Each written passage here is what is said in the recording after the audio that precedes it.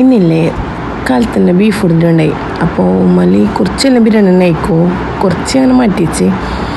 പിന്നെ അതിലേക്ക് തന്നെ ഉപ്പ്, പിന്നെ ഉള്ളി, തക്കാളി എല്ലാം മസാല പൊടി ഇട്ടിട്ട് ഞാൻ ഉണ്ടിയിട്ട് വെക്കും. അപ്പോൾ വേഗം കൂക്കുമ്പോൾക്ക് ആവുമല്ലോ.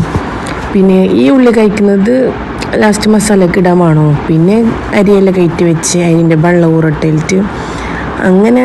പിന്നെ ഇതില്ലേ ഉള്ളി കച്ചിങ്ങില്ലേ എപ്പോൾ വെക്കും അതിലേക്ക് ഇടുന്നാട്ടി ഇറങ്ങി ഞാൻ ആ ബിരിയാണി ആവുമ്പോൾ അത് തിന്നോണ്ടിടും. നമുക്ക് ഭയങ്കര ഇഷ്ടം ഈ ഉള്ളി കാച്ചി.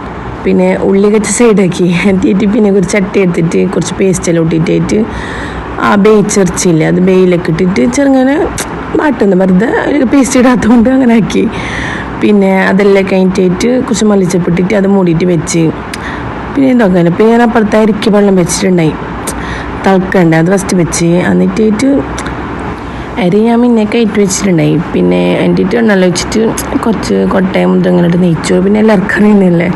പിന്നെ എൻ്റെ ഇപ്പം നേരാക്കില്ല, ഇടയ്ക്കിടയ്ക്ക് നല്ല ഒറ്റ അരി പോലെ ആയിട്ട് കിട്ടും, ഇടയ്ക്കിടയ്ക്ക് സജ്ജിക പോലെ ആയിട്ട് ഉണ്ടാക്കുന്നുണ്ട്. അല്ലെങ്കിൽ ഇപ്പം വെച്ചിട്ട് പിന്നെ കുറച്ച് നേരം ആയിക്കൊണ്ട് വരുന്നുണ്ട്.